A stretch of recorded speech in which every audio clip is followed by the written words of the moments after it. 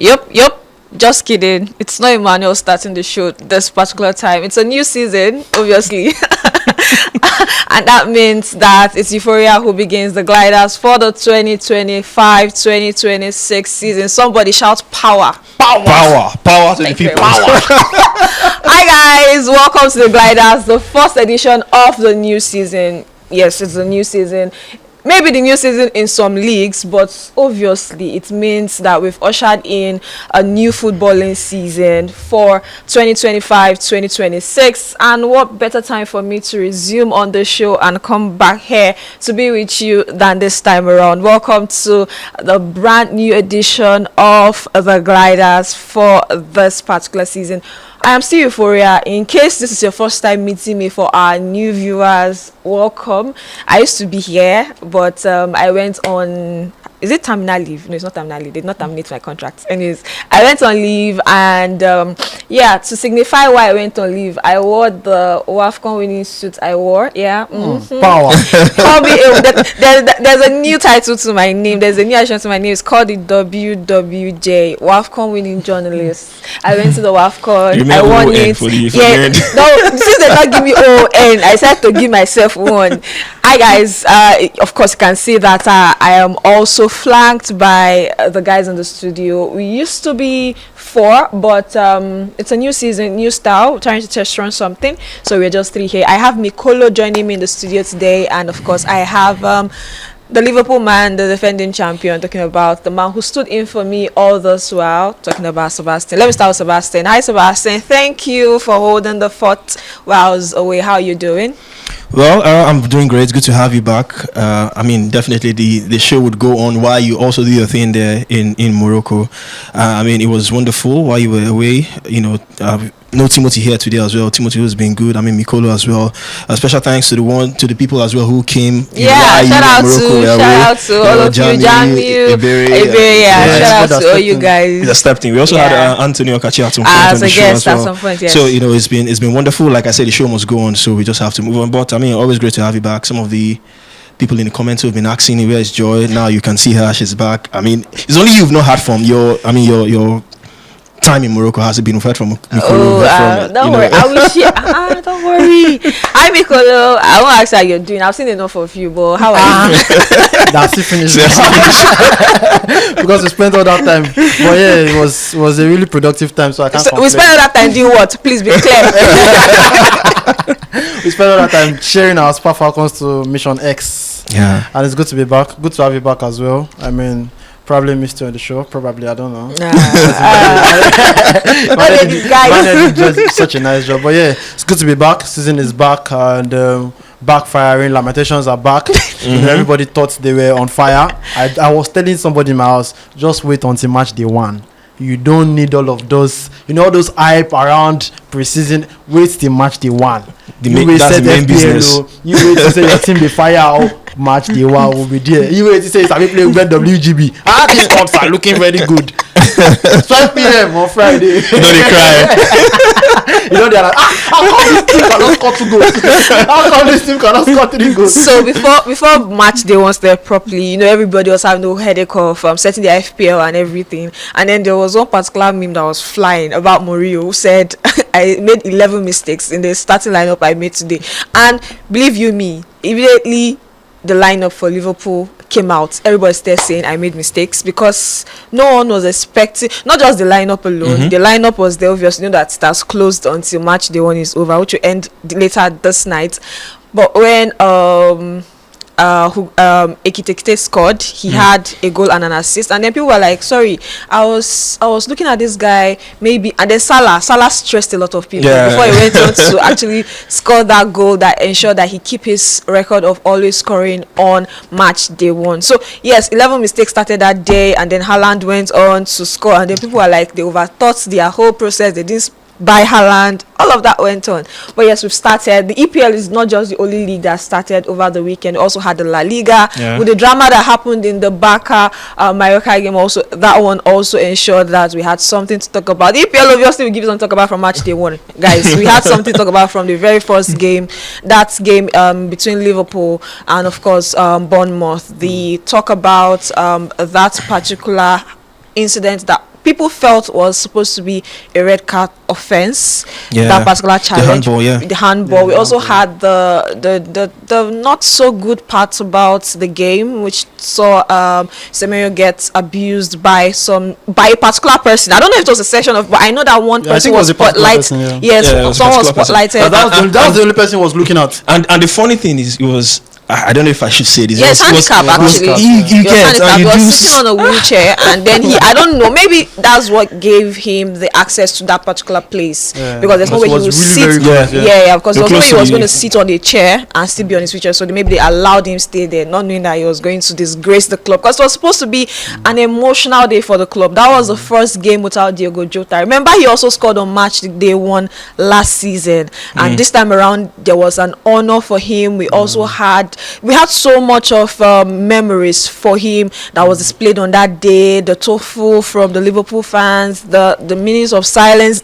I mean, it was so emotional. The cheering in the 20th minute, and then all of that to just be kind of messed up by that particular guy's drama. But yeah, it's part of the reason why we say football is back. So yes, football is back, guys, and we're here to give you everything as it goes. For me, I want to start with Emmanuel. You've opened the season for us. I mean, when I say you, I mean your team. Liverpool, defending champions, opened the season for us everywhere. I mean, both in Spain, in La Liga also started that night. But I mean, Liverpool's game was the game to look forward to for a lot of football fans. How was it for you? Was that the start you were expecting? And do you think that you guys are up to challenge for another season or to retain the title you won last season? You know, after that game, I put up a question: were you not entertained? Because I mean, that was the best way to kickstart the season. I mean, at Anfield, the very first competitive EPL game since, of course, Diogo Jota's passing, you know, he overshadowed the talking points. Even in the pre-match programs from the captain, Virgil van Dijk, from the manager, it was all about Diogo Jota. Emotions all over the stadium. Anfield was packed. Bournemouth, I mean, not an easy challenge, you know, despite the fact that Liverpool got the better of them across 2 legs last season. You always know they're always going to pose a threat. But I mean, one of the biggest talking point was also the huge signings. I mean, 4 debutants on the day for Liverpool. There was Frimpong, there was Kekes coming up against his former side as well. Florian Wirtz was in midfield, and I mean, Hugo Ekitike up top. And he has started with aplomb. Not just that game, even in the preseason game, you know, in the Community Shield rather, he scored against Palace. Beautiful goal as well, assisted by Florian Ruiz. Now in the Premier League, getting on the score sheet again and also assisting. Such a good way to start. Amongst all the big money number 9s, he's the one that has hit the ground running from the very not just the goal. You know, not just the goal as well.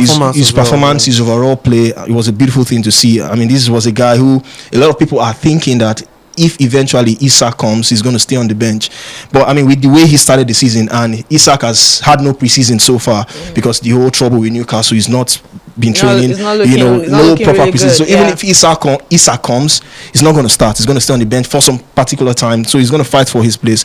So Ekitike has laid down the gauntlet. So if you're coming, you know you're going to fight for your spot, and that is what he has done. Just be given to you. You know, despite even though you're signed for big money, it's Liverpool, so you're always going to fight for your position. But overall, it was a good game.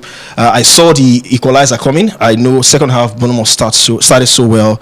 They were so blistering on the counter attack. I mean, Semenyo, what a way to shut down. And actually deserved for them. You know, what a way to shut down, especially for Semenyo, shut down the racial abuse. You always want to score, you know, to shut those people up, to shut that particular fan up, and he did that. Not scoring once, scoring twice. And I mean, the power of Anfield was always going to help Liverpool at the end of the day. You know, you never say never. The 2 late goals, you know, from Chiesa, who's scoring his first. You know, it just sums up a beautiful opening day. Federico Chiesa hasn't scored in the Premier League since he came into Liverpool. There are talks about him leaving. Actually, I was going to come to that. And now that goal might just have changed the whole situation now, because we hear that he wants to stay at least for this season to fight for his spots. Come out, say he loves the club and all that. So what a way to score.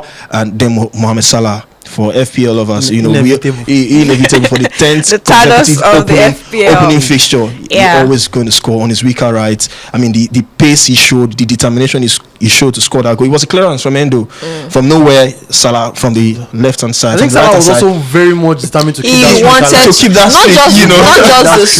Not just the streak. I think that celebration he did was something he wanted to do. Yes, and you know, the determination he showed. I mean, Salah was doing things he's never done in a football game before. In that game, he was squaring up with an opponent. He was almost getting into a brawl in that game. That Like I said, he wanted that He game. really wanted it. So, and coupled with the whole Diogo Jota thing as well. So the emotions was there, and that determination to score that goal on his right foot, the weaker right, and in the end of the day, the celebration, not just from him, everybody who scored dedicated that goal to Diogo Jota. Even Ekitike, who was not in the club when he passed on, also dedicated his goal to him as well. So far away in Germany. Exactly. So it was wonderful. Good game of football for the neutrals. A beautiful start from the champions, and I mean they looked favourite to go on to retain the title. But I mean, you don't sleep on Manchester City. But what a way to start the season! What a way to start the season! Beautiful way for the champions. But before we leave the Liverpool, because I mean we have other teams we're going to talk about that started this weekend. The weekend is not over. It's over in terms of days, but I mean match day one is not over because we have Monday night football later this night. But for Liverpool, we talked about the spirit of Anfield. They talked about that champions mentality that they had to fight to actually get the 3 points and of course get those 2 late goals. But we have to look at the overall play. Do you think that Liverpool have everything they need right now, or do you think that with the likes of Konate not putting in their 100%, with the talks of him maybe moving to Real Madrid, do you think that you guys have more signings to make despite the money you splashed over the summer? Of course, there's definitely more signings to make. No. Who's funding people? No. There's definitely more signings. Your lifestyle? There's definitely more signings. I mean, if you look at the fact that they are spending, they haven't done this. I think this is the highest spend they've spent in and that's why we're all surprised. Summer window as well. Yeah. And not just signing, they're also selling as well.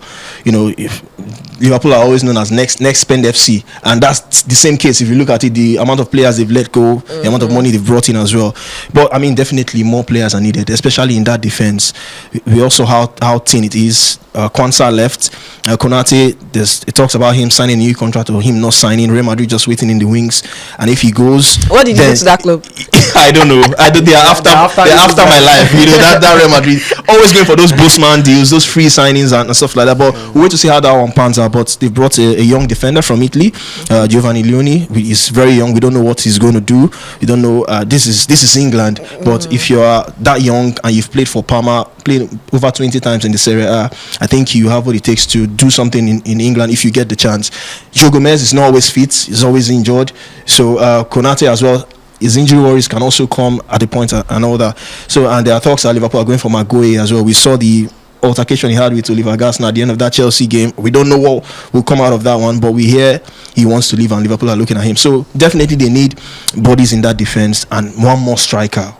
I mean, look, if you look at the whole team, the whole top team, there are 2 centre forwards in every team. So there's just a Ekitike. So we need one more centre forward. So I think Isak, there's still some asterisks in it, but a defender is needed and one more attacker is needed. So more business to be done. So keep it locked ahead of deadline day. Keep it locked ahead of deadline day. But now we want to switch to the other part of the challengers. Number 1 has spoken. Number 2, it's only right that you. I did not mean it that way, guys.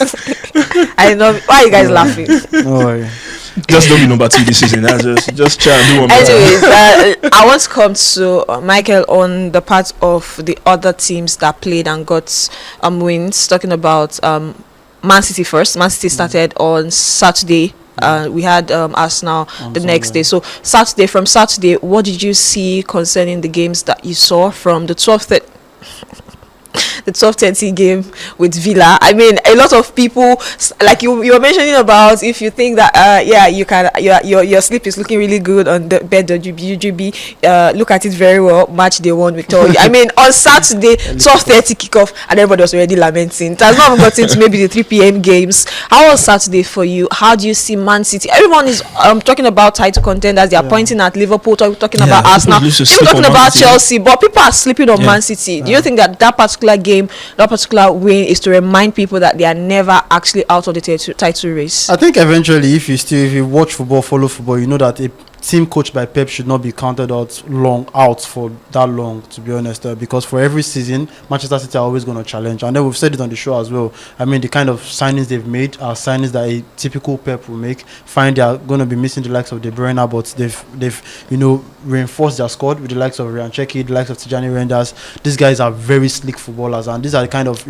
Guardiola likes to play in the midfield a lot, and these are his type of players. So you can not always count out Manchester City in games, and I think that's what they've always reminded. For the last how many seasons that Pep has been in the league, he has not gone 2 seasons without winning. Do you understand? So that is the record that he's trying to keep. Anytime a Pep-led side is in the league, you have to be very wary. Fine, Liverpool are doing side, Diaz on the Messi side, defending champions, all of that. But I think that when it comes to Manchester City and Pep Guardiola, you do not rule them out. There's still the likes of Haaland that will always guarantee you 40-30 goals a season, and then now he's now bringing in the likes of people that are always going to be giving him all of the service. Providing that he lacked last season. Manchester City are also that team that will always make signings. They will always buy players. They will always, they're like Chelsea, but with more quality players, because they will always make more quality signings, and that's what differentiates them from just buying players. Because Manchester City, he has an eye for talent, and then every time the talent doesn't work out, he's always also quick to move on from players. Yeah. You understand? So irrespective of how much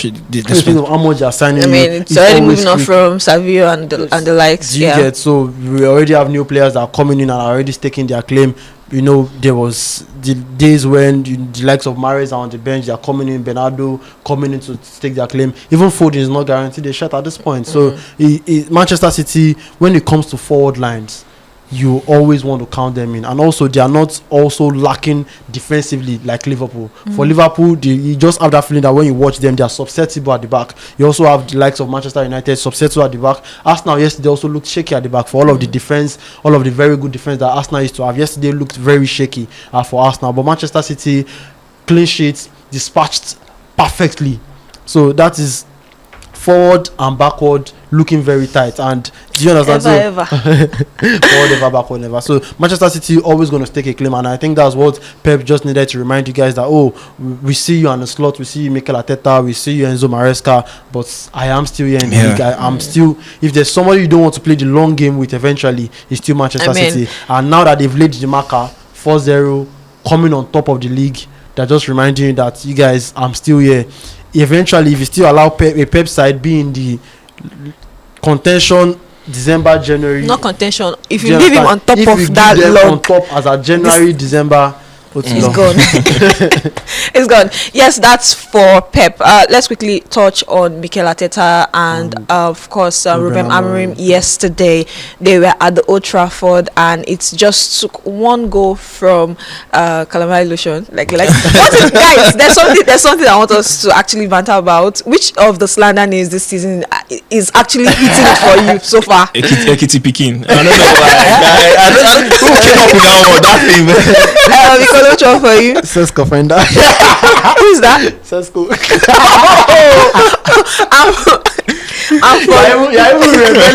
You've not even seen every. Actually, I've seen so far. I mean, like Codes. No, there's groceries. There's this Chelsea young guy. You know when person did bar for So I don't know how people come up with these things.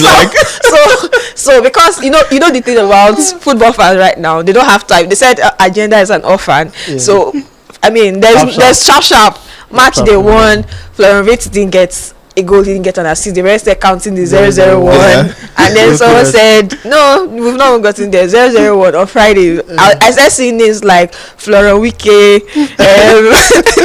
There was nothing I didn't see concerning him. So I think Manchester United one is worse. I saw a tweet that somebody said that Manchester United be like 30 BG. I just football. Actually, because for the preseason, their top signings have not scored. I mean, if you talk about others, they'll say, okay, for Florian Wirtz now, he got an assist in that Community Shield. Your new signing got a goal. He got a goal in the Community Shield. He has gotten a goal and an assist in the Premier League. Man City, Rangers and Czech scored. Both of them got involvement in preseason as well. Everybody has CMS.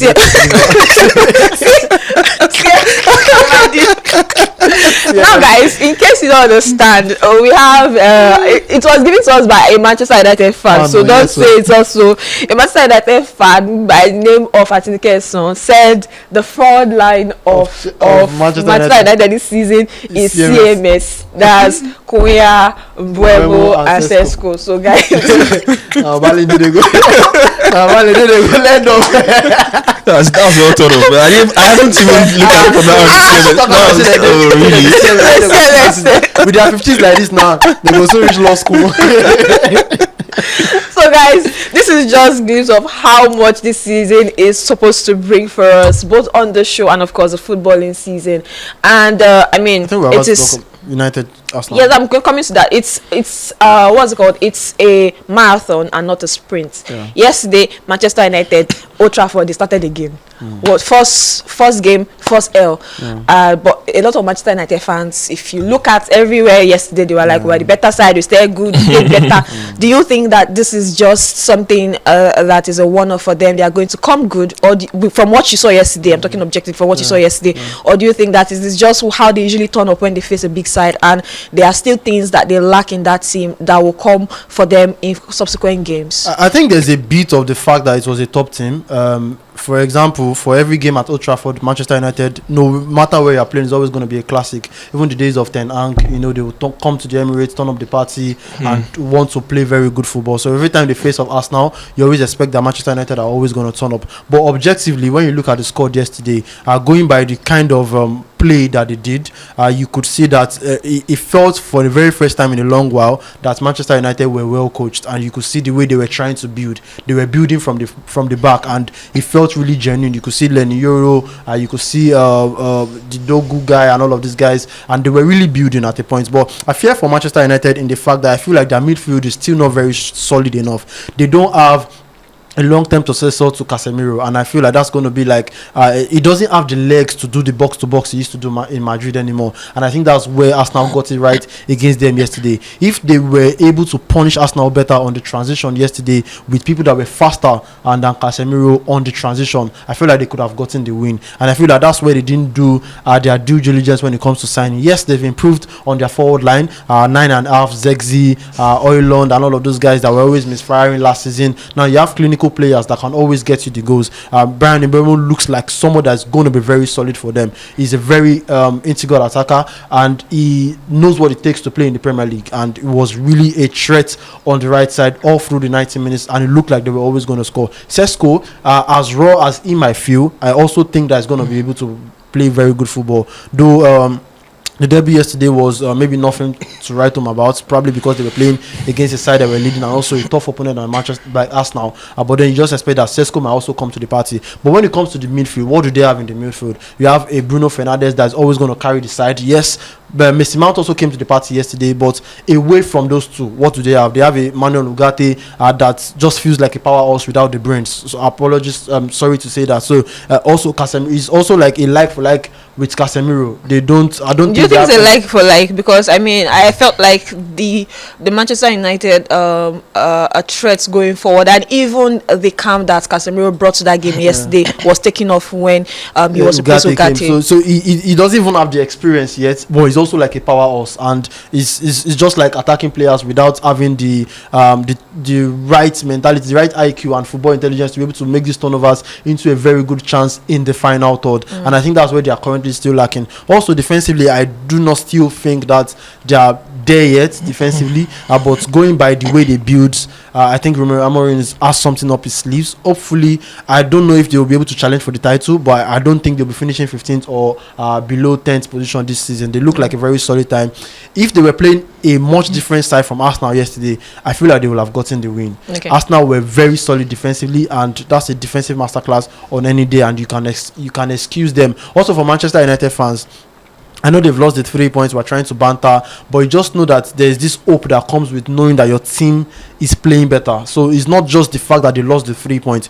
They've lost the 3 points against Arsenal in the last 3 seasons or so. In the last 6 games, Arsenal has defeated them 5 times. They've drawn once, but you could just see that this was a much better game, which is the copium that they are currently having, and you can't blame them because the last few times that they've played against Arsenal, they didn't look threatful in any way. Arsenal outclassed them. So this is the first time in 3 seasons that Manchester United are having a very good performance against Arsenal, and I feel like it's a sign of good things to come. If they can sustain this, we'll see when they face the next smaller side, or when they start playing against the likes of City and Chelsea and maybe other teams that are always like a crack in their neck, just like, you know, Crystal Palace, the Fulhams, they're always going to come to Old Trafford and come and pack the box. Let's see what they can do against them. But looking at the signs yesterday is looking really good for them. I felt really impressed by Manchester United for the very first time in a long while. For me on that game, talking about Casemiro, I think he had one of his best games for Manchester United. Yes, yeah. Because in terms of his distribution, his breakup play was fantastic for United yesterday.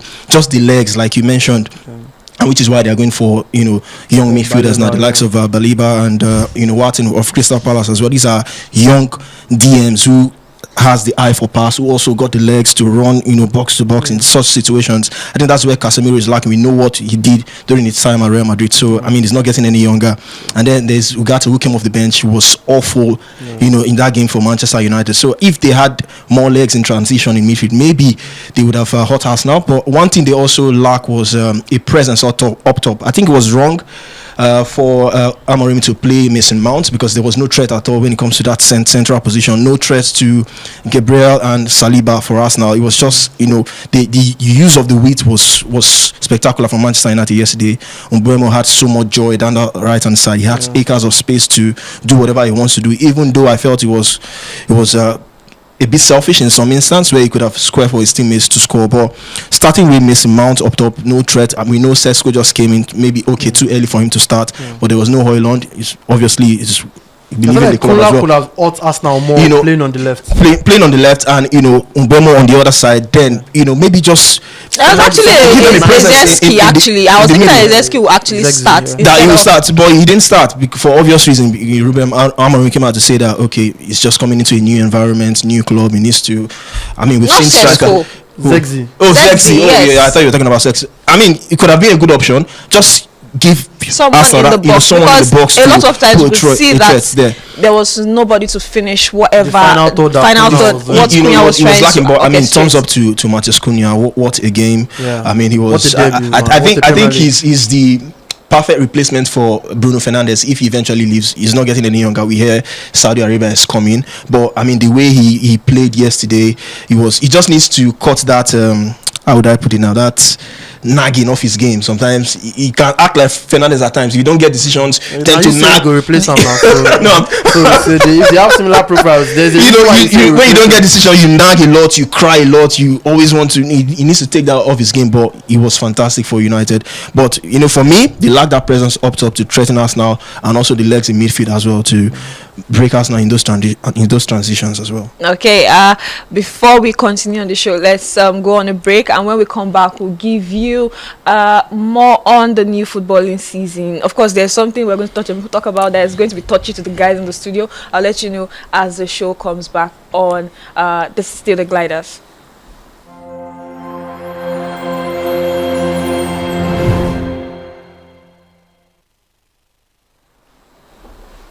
Welcome back. This is still the Gliders, and if you've made it to this particular point, thank you so much. And that's why we're bringing you this very good news. Remember that you can claim bonus credits when you sign on BETWGB and use the promo code Gliders. Yes, that's GLIDERS. Those are the letters to use and get that promo code once you sign up on BETWGB. From us to you, that's our gift from us to you this new season and forever. Yeah. Bet responsibly. Yeah. Season don't start. Season has started actually, but if you know you're up to it, go on and of course get to win cool cash always on the platform. Now back to footballing talks. Let's quickly, I wanted us to touch like a bit on Bayern, but I think that we'll see them more as they come into their season. Yesterday they got their second trophy, talking about for Harry Kane won his second trophy yesterday, and that was the first trophy for someone like Luis Diaz, who is just going there from Liverpool, from a winning Liverpool side to a winning Bayern Munich side. I want to talk about Vincent Kompany and that particular settlement in the German capital. But let's move away from Bayern Munich because of our time, and let's talk about the one that is a touchy subject for the guys, because I could see how they are going on and on and on the last edition of the show. Well, it happened in Zanzibar on Tuesday last week that the Super Eagles B, let me put it B, because I know people want to yes. The Super Eagles B lost out of the CHAN tournament. They've been knocked out before they even get to play their last game. Their last game will be tomorrow, and this time around they lost, not just them losing, they lost. We just finished talking about Manchester United and how they lost, and everybody is having a reason to say we played better. This one this one they lost embarrassingly, and it was all tantrums and lamentations. And I said something on Twitter that if Jeremiah sat down to write this time around, I'm sure that he will take more pages in the Bible than he did if he was writing after that game on Tuesday. Guys, what happened on Tuesday? Let me start from Emmanuel, because as the goals were coming in, Emmanuel was just sweet. He was just posting on the group and was lamenting. What happened on Tuesday? What happened to warrant us losing embarrassingly, not to any top side but to Sudan? I mean, it's the capitulation for me. You know, the way the first two goals came.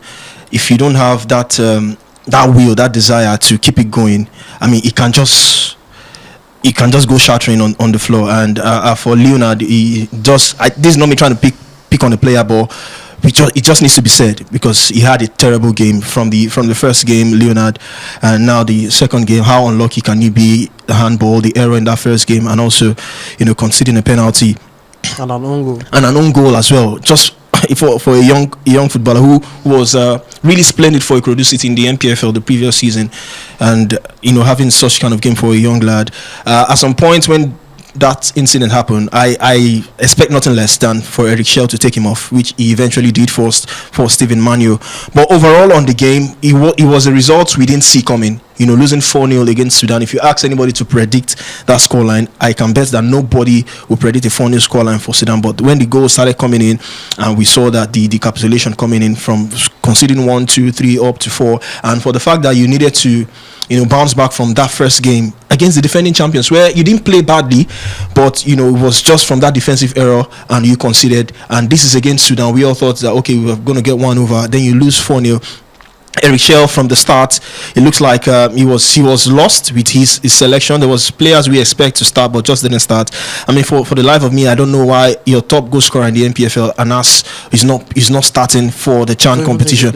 You said? I don't even think he played at all. No, he had one cameo, in the first two games. But I mean, you don't start a player like Anas. What does it say about the subsequent top goal scorers in the league, that if you can't trust the player who was your marksman in the NPFL to start in the CHAN competition?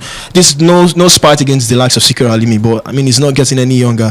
We could see the pace is reducing as well. So from the starting lineup, there was some flaws from Eric Schell as well. The players who Tochukwu is not a DM. If you look at it holistically, we actually didn't go with any DM. It's not a DM. So I in as much as we like managers, we like players who can play in multiple positions, but there are situations where you need to play your regular positions to show your best, to show what you can do. And I mean, if you ask these players, most of them will come out to say, as long as I play, I don't care where the manager puts me, I want to give my best. But deep down, you want to play in your best positions. So I don't know why players are scared to come out to say, okay, this is where I want to play. Fine, game time sometimes can be hard to come. So you just want to get on the pitch and do what you can. But you need players playing in their regular position, and that is what you want to see. So many square pegs in round hole from Eric Schell. Yes, the players haven't put themselves in good light, in as much as you are playing in not your regular position, but you always want to show yourself, because for most of them that's the biggest stage in their careers, if I'm not mistaken. Most of them, they just played in the NPFL, but this is a CHAN tournament, competition in Africa for league footballers across other African countries as well. So it's the biggest stage for most of them in their careers, and for them to show such abysmal performance on the pitch as well is really, really embarrassing. From the goalkeeper down to the very attack, we are yet to score. In this CHAN tournament, and like the way it all came up. Anthony Ijoma got the first goal. The celebrations was wide. We all thought that goal was going to count. Then in split seconds, Sudan scored. From there, it started coming. Resulting. So, in that situation, you are in a position like, okay, how is this happening? Where is this coming from? So we've seen teams capitulate in some instance, and that was what happened to the Chan Eagles in that game.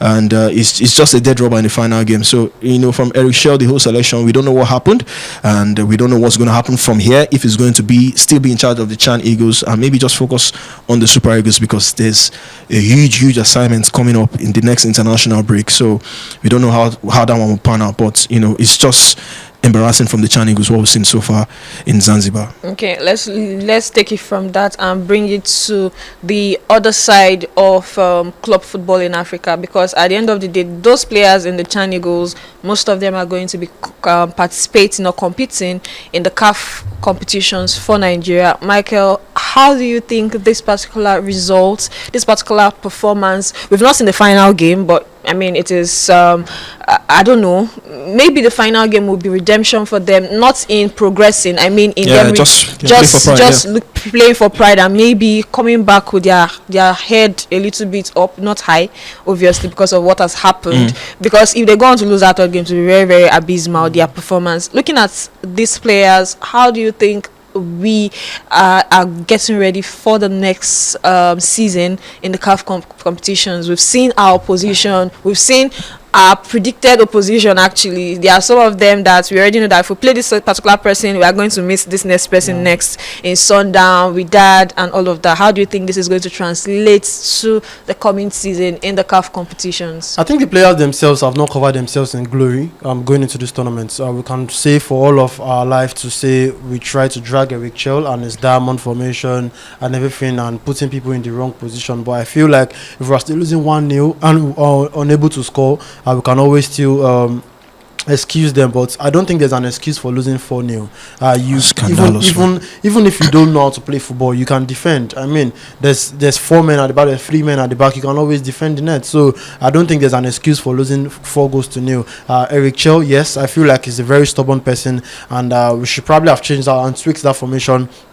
In the second game, Use Pesedo in the AFCON last year started with his own ideology, started in the game against Equatorial Guinea. We played after 1-1, and then he switched the formation to allow us to be able to defend more and consider our ground. So I feel like Eric Chell didn't help going into that second half, even if it was second half, even if it was, after the first half, saw that of the second game against Sudan and saw that it wasn't working. We could have just switched formation and say, you know what, I concede that these guys are not able to play this formation. Let's go back to 4-3-3. Let's go back to putting players in their natural positions, and maybe we can salvage something from this game. But he didn't. He kept on going and going with his 4-4-2 diamond formation, and eventually cost us. We lost Ebarazili to a Sudanese side that don't even have a functioning league. I think their top 2 teams are currently playing the Mauritius League, and then we're doing all of that. Situation. Yeah, so, and this is the sad part of Chan. Yeah, the sad part of Chan is that he now puts into focus negatively, into the minds of Nigerians negatively, everything that's going on with the NPFL. So even people that do not watch the league, that don't see the good side of the league, that don't watch the very good football that some of these teams play, just wait till Chan to be able to determine what they are going to say about the tournament, about the league itself, and then start ridiculing all of players. There's been so many indigenous, so many takes online about how the league is not good, how this thing, and I'm telling you that Kenya defeated Morocco. You can't say the Kenya league is better than the Moroccan league. Kenya beat Morocco by 1-0. Senegal don't have a very better league than us, but then they are the defending champions, and then I don't think you say, oh, this is why they don't go find even Sudan that defeated us don't have a standard league. Yeah, so you can't say this is the reason why your clubs don't go far. What Senegalese team has gone far in the CAF Champions League and in the CAF Confederations Cup in recent years, despite being champions of the Chan tournament? We're saying that this is a standalone tournament. This is a tournament that if you bring a very good coach that can bring together the best legs in your league, you can always win the tournament. That's all we're asking for. Bring coaches that are familiar with these players, and we're going to be able to play football. So now looking how this affects the CAF Champions League, I think it doesn't change anything, to be honest. It's going to still be the way we've played. Sadly, we're just going to get stick for the Chan tournament, but coming into the league, it's still going to be the same thing, the same football. Fine, we've lost some very important and vital legs in the league, which is going to affect us, but I think the likes of Remo Stars are still going to build on what they've done in the previous years. Now they've faltered in first stages, they've gone to second stages. Now we're looking to play against Ilmanji from Comoros, and then if they win, they face Sundowns. Now we're going to be taking the games one step at a time, and hopefully we can always get something. I think for Remo Stars, like I said, I think it was the last time here as well, that Remo Stars have started to build on the failures of previous years. You know, when they came back into the league, third, second, they eventually won the NPFL. Now when they qualified to the Confederations Cup, got stopped by ASFAR, got stopped by Maidema. Eventually now they've been able to pass the first hurdle, and now we are going into another season. So if you believe that they must have learned something from the previous years, that I would expect that they're going to comfortably dispatch Zilimandou. Not to underrate them, because the last time they came to Nigeria, they played 1-1 and 1-0 against Rangers. They were champions then as well. But two legs in Nigeria. Yeah, 2 legs in Nigeria. But I feel like Remo Stars have more what it takes because of the chunk of their team. They've also brought back Victor Mbauma, very good goal scorer. And they are looking to build on the performances of recent years. So I feel like they're going to do well. For Kwara United, I feel like first opponent might be dispatched, but eventually just without waiting somewhere in the likes, and you just know that for what they did in the Club World Cup and all of these things, these are clubs that are always going to give us fire. Hopefully we don't lose all of our coefficients this season, because the opponents that are looking ahead. But I think for every season we always have one team that will surprise us and just pull up to the latter stages of the competition. Last season it was Rivers United that saved our coefficients. Hopefully we can get one of that again this season. But for Chan and the CAF Confederations, I don't think there's any much more to be done. Eric Chell has majority of the blame in Chan, and we can't just put that and bring that to the NPFL and what we're going to be doing in the CAF. Talking about Eric Chell, I mean, what else do we expect the Remo Stars coach to say? He came out to say people were expecting him to say trash about Eric Chell, but I mean, you're not expecting him to come out and bash the head coach Eric Chell. But in as much as we know that he has some of his faults, talking about Eric Chell now, but the support still needs to be there. We don't know what will happen in subsequent Chan tournaments if the Super Eagles coach is still going to handle, because there have been calls for allow NPFL coaches to handle the Chan team, allow the Super Eagles coach to handle the Super Eagles team. Also need to know before you continue, is that when Coach Jan and Fidelis were handling the Chan team, 8 Remo Stars players did not even start.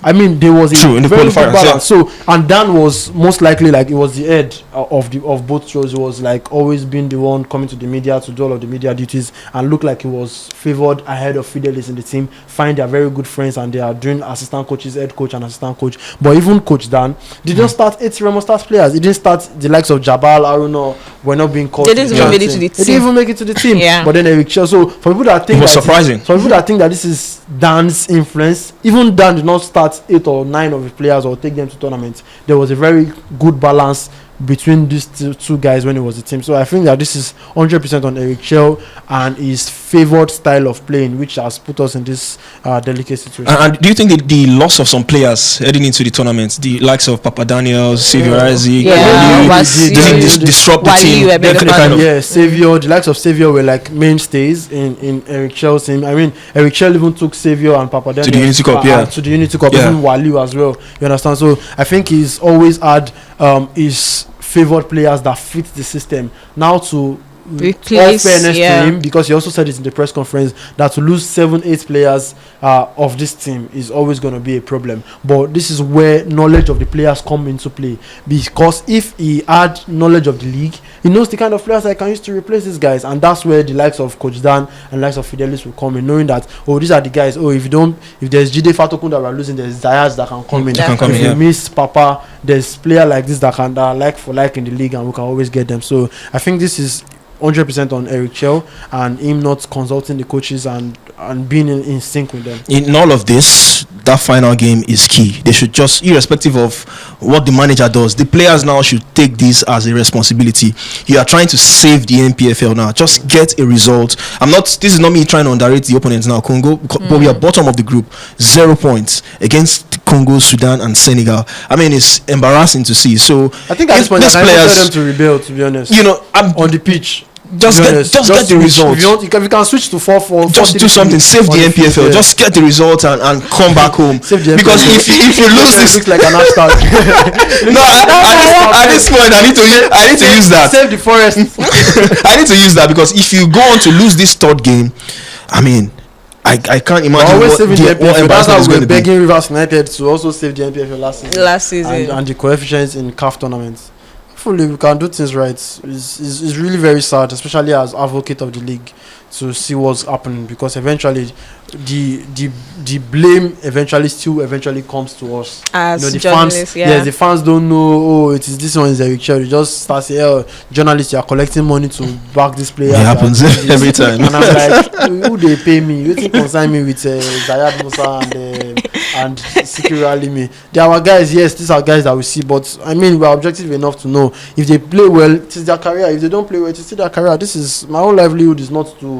They are not paying me. I mean, I'm the one even spending all of my money covering them, yeah. and making sure we project the league in the right way. So, I mean, they should do it for themselves, not just for the NPFL. Okay, talking about projecting the league, we have less than 20 minutes to leave on the show. The NPFL returns this week. I don't want to say someone should have power, because I don't know if we have power to shout based on everything that you guys have just talked about concerning the representatives of the NPFL, because they are representatives of the NPFL on the global, on the continental stage. Yeah. Now, the NPFL returns this weekend, and it's starting with a blockbuster, which I don't know it will give us, if it will give us that feel, because Remo Stars versus Rivers United is the first game starting on Friday. It's going to be played away from Remo Stars' traditional home, which is the Remo Star Stadium in Ikene, because they are still trying to complete some renovations there. Yes, they are changing their pitch, which they took out after they won the league last season, and right now their temporary home will be the MKO Stadium in Kuto, Abeokuta, and that's where we're going to have the first game and subsequent home games of Remo Stars until they are ready to return to the Remo Star Stadium in Ikene. That's one. The Chan Eagles will be playing tomorrow, being Tuesday, which means that most of the players might just be coming in from that trip from Tanzania. No, they're not in Tanzania. They're going to Kenya. No, Zanzibar and Dar es Salaam, the final game. So it's still in Tanzania. Okay, still in Tanzania. Okay, so yes, we have them coming in. Let's say they finish tomorrow, they jet out, say Wednesday, they're just coming in. Maybe some will just have I don't know how Coach Dan is going, or if they're going to even have a break at all. That game is good. How are you guys seeing this opening game on Friday? Let me start from you. Well, I think it won't be a problem. Throwing the guys back in. You think? Because sorry for cutting you short. I'm also taking it from the part of Remo what Stars. we saw Remo Stars do in the preseason.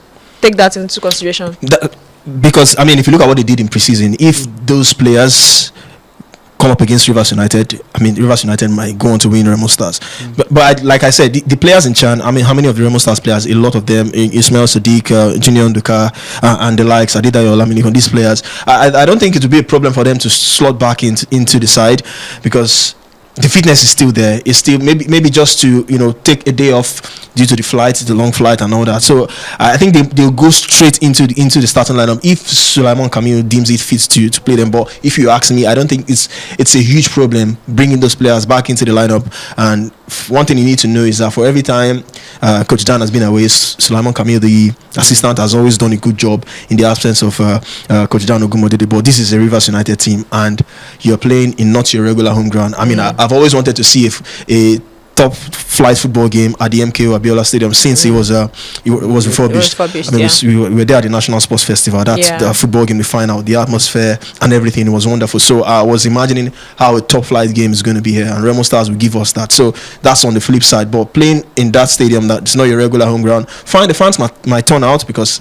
I mean, how far is it from Ikene? Maybe not too far, so the fans might just make their way down to the MKO Abiola Stadium. But if you ask me, talking about the champ players, I don't think it would be a problem slotting them back into the starting lineup, and that would make it tough for Rivers United. But if these same players we saw in preseason play that game, I think Rivers United will just get the 3 points. I think Remo Stars don't also want to. I think they will shift their focus. It's been a disappointing Chan, and I don't think they would also want that to affect the season. They're defending champions. They want to start as a house on fire, and what's better game to come back than against Rivers United? Even if it's not the first game, Rivers United is always going to be a game you want to take serious. So now imagine it's been the first game, the curtain raiser for the season. I think they're going to be throwing some of their players right back into the squad. And, maybe the ones that eventually participated fully in Chan may not play all of the minutes, but you just expect to see them because I don't think Coach Dan wants to lose both ways. We saw in the preseason in the Valley Jet Cup where Ikorodu City defeated them by 4-0. I think they were just a punching bag of everything. So they defeated them 4-0 on the day that they also lost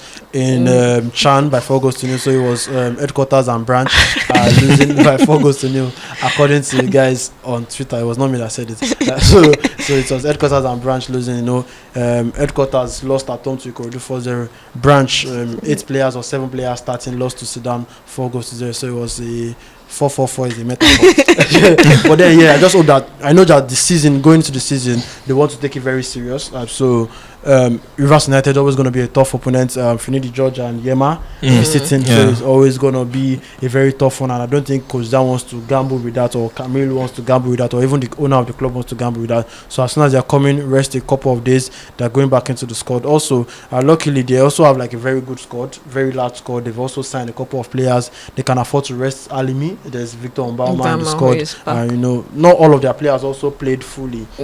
Understand? So and then for other teams, the likes of Ikorodu City, Shola Adenani hardly played, Harrison hardly played. They're going straight into the lineup, I believe. And also other clubs, and Nas going back to Nasarawa and all of those guys. So I'm pumped for the season. Let's see what happens. There's been a couple of changes, some movements. Shooting stars have been cooking. Tobi Adepoju, Awerero, and all of that. And I also want to commend those guys because it makes what we say justifiable. For every time we say it is not difficult, we have been made to see like it is actually very difficult, especially by government clubs. They start telling you how it's difficult to change that in just 1-2 appointments. See what Shooting Stars are doing. Look at what their fans are enjoying on social media. See how their media has changed. See how their communication has improved drastically. The communication to the media, those that will be covering accreditation and all of that was clear. They're even posting highlights.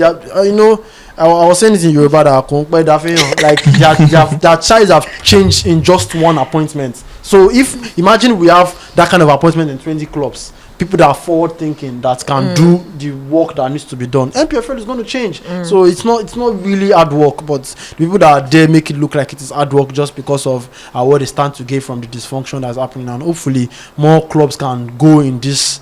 More government clubs can go in this right direction of wanting to improve their media and also invest in the team. We've seen Shooting Stars, also Plateau United has also done some restructuring, brought in Shola Adegun, brought in a new CEO, brought in new media teams. Now imagine we have 10 of those guys, 20 of those guys, and we're going to be enjoying the new season, hopefully we enjoy the new season. Now hopefully the season starts this weekend, saying that that is the tentative date. So we are hoping that because with the General Assembly that was held over in Lafia with the NFF president and other stakeholders of the Nigerian footballing community all attending, it said to start this Friday. Hopefully it doesn't change, and if it starts this Friday, we get to hear from the guys who they think they are top 4. Don't worry, I'm not putting you guys on the spot yet. After match day 1 for everybody, I'll now tell you who do you think would win. But first of all, let's go on this quick break. When we come back, we'll ask the guys who they are top 4.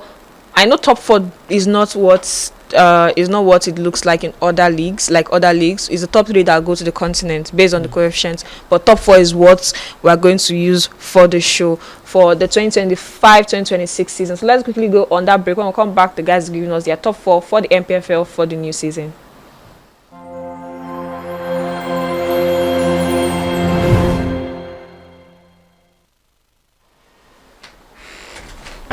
Welcome back, guys. Remember that you can claim your 200 Naira bonus credit when you sign up on BETWGB when you use our promo code GLIDERS. Yes, GLIDERS is the promo code to use to enjoy this particular bonus credits when you sign up on the platform. Remember to always bet responsibly, and if you win, You know where to send your tithes. Well, back to the guys. Let me start from Emmanuel. Who do you think will make the top 4 in no particular order? Like I said, I'll ask for after this edition so that when we have Timothy and the rest of the guys, everyone can give me who they think will win the NPFL and who they think will get relegated. But so far, who do you think will make the top 4 in no chronological order? I think Remo Stars will be there. They will always be there. Rangers, I see them fighting back, getting into the top 4. Rangers International, Rivers United will also be there in the top 4, like you said, in no particular order. So Remo, Rangers, Rivers United, and I dare say Plateau United, because that's the team I'm looking forward to seeing. So we did see this coming, but Plateau United is one team to watch out for. Okay, Nicolo. I think for me, I'm going in this order, but I also want to put Enyimba somewhere in the mix. I know they are having like so many issues currently, but for every season of the NPFL, it feels criminal if you don't put Enyimba in the top 4. You know, I spoke to Yema one time. I think we were on a podcast in 2022, and he said for every season as a coach of Enyimba, you are expected to win the league. So as People's Elephants, as a top team in the league, I would say that Enyimba might come with some battle. I mean, they've lost their coach Yema to Rivers, so there's also Rivers United. There's Remo Stars. Obviously, Remo Stars have consistently showed us that they are always going to be in the title race, just like us now. But it's just that they've been able to cross the line, and Ateta have not been able to cross the line. So Remo, Rivers, Plateau looks like they're cooking, and Shooting. I would say Shooting. Shooting is a very wild shout for me, and I think it's because of personnel wise, because I know what the people there, I know what they are capable of doing, and I just want to give them that benefits to say that Shooting might actually make it in there. Funny thing, even before the change in personnel, for the last 3 seasons, Shooting always hanging around that top 4. So maybe this is just the final time they will hang around and stay there actually the very stay end. there. So that's what they've been doing. But I don't know, maybe we should leave it after match day 1. Any of the new That's boys? what I'm saying, Do you see any of the new boys doing what Ikorodu City did last season? Yeah. I mean, we saw Ikorodu City's fairy tale first season. So do you maybe after match day 1? Is this something we see traditional side?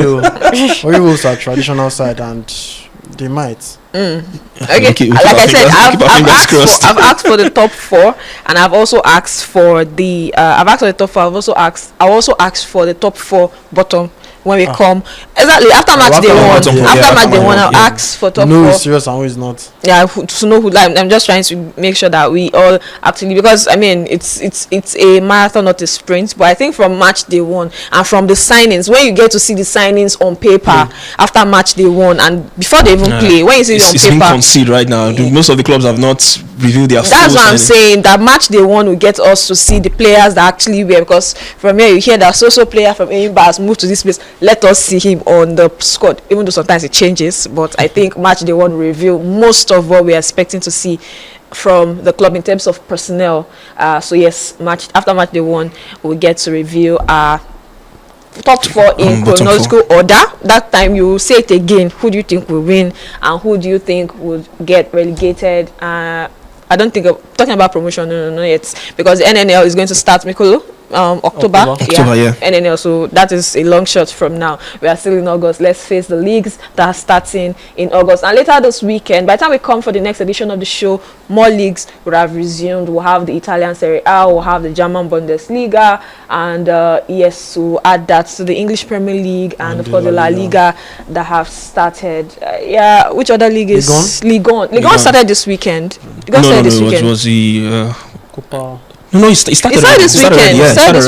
It started this weekend. Because I know I watched the PSG Nats yesterday. I remember runs as well. I remember Moses Simon in action too. Yes, because I know I saw the second half of that PSG game yesterday, where PSG also started on the front foot by getting all 3 points away from home. Shout out to our Nigerian ballers as well, who's got the season off to a flyer in Spain. Crisante Suche scored 1, assisted 1 for Getafe in the 2-0 win away at home in that fixture. So I mean, it's a season we are looking forward to see Nigerian players do so well across league. Indeed, he made his debut for Besiktas over the weekend as well.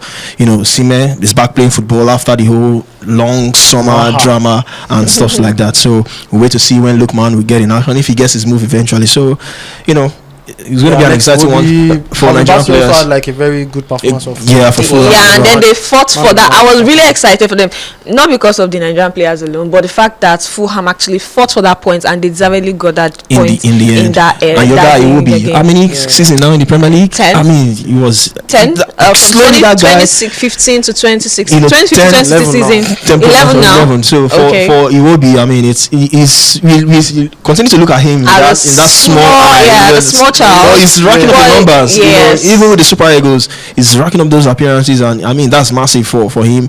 Looking at where he's coming from, and now with Fulham, consecutive seasons in the top flight. That's really the massive. English Premier League without moving at any point in time to a loan move outside the league. That is really impressive for Alex Iwobi. And of course, we're wishing all the Nigerian players, just like the Super Eagles and the Super Falcons official handles did over the weekend, we're wishing all of them who are just resuming for new seasons a very good season, and we wish them injury-free seasons, because yes, we'll be looking forward to seeing them in the international break next month, both the Super Eagles and the Super Falcons. And yes, before I leave on the show, there's something I want to tell fans, please, if you see things like that, it's not everybody that starts their season at the same time. The likes of BFC, where Azato Shuala is playing, all of them had already started their leagues from around January, and they just went back to rejoin because they took a break to go play for the WAFCON. So I saw fans actually dragging the official handles of the Super Falcons, saying that they did not mention the likes of Azato Shuala. Is she not a big player? She's not starting her season, no. She and what's her name, Rachel Kumamanji, we are welcome specially for returning to BFC after representing their countries. I'm talking about that particular club because they both play for the same club after facing off at the quarterfinals of the WAFCON. So yes, it's been wonderful, guys, making this return and doing this with you guys. It's going to be a long season, marathon, not a sprint, but we're back. Looking forward to seeing you guys next week. Thank you so much to Mikolo for joining us on the show. Always welcome. We're here to keep discussing. Keep it locked in, guys. Season just the start. Go long. And for Iman, once again, thank you for holding down the fort, and it's wonderful having you on the show again today. I mean, always a pleasure. For those of you watching, I mean, saying we don't talk a bit of other sports, because I saw comments like that, but maybe once in a while we'll chip in some few. Like over the weekend, there was a new Nigerian boxer on the block, Moses Etoma, did it against Dylan White, knocked out in the first round as well. That was a statement when people are already saying that he should go for Usyk. He should not near Usyk. I mean, this not even near that side. No, stay away. We like to punch. We like to dream big. It's not blame us. I mean, the British are already claiming him. He was born in Slovakia to Nigerian father and a Slovakian mother. Grew up in England, and what a way to knock out a British boxer in Dillian White. Then in the UFC, I mean, a South African brother, DDP, was dominated by Chimaev in a grappling contest. I mean. So many people didn't see the entertainment, because when you watch these games, you want to see those punches. I mean, in the night we saw 2 spinning elbows knocking out people in the first round, and that main event, it was just on the floor, grappling. I mean, it was not entertaining in the end, but we'll do more of that as we go on the show, chipping in other sports and all that. That's we promise you. And hopefully by the time we return next week, the D Tigers would have won the Afro Basket. They've gone 3-on-3 and they're into the quarterfinals. Yeah, they're into the quarterfinals of the Afro Basket. Everybody's chasing their $100,000. Just the Chan Eagles that decided to do something else. No, we'll talk about the Chan Eagles when they come back, because they still have one last game to play on Tuesday, which will be tomorrow. But till we see you on the next edition of the Gliders, it's been real. Keep it real. Stay cheesed up. Stay cheesed up. Zero. We'll go down for front. Bye, guys.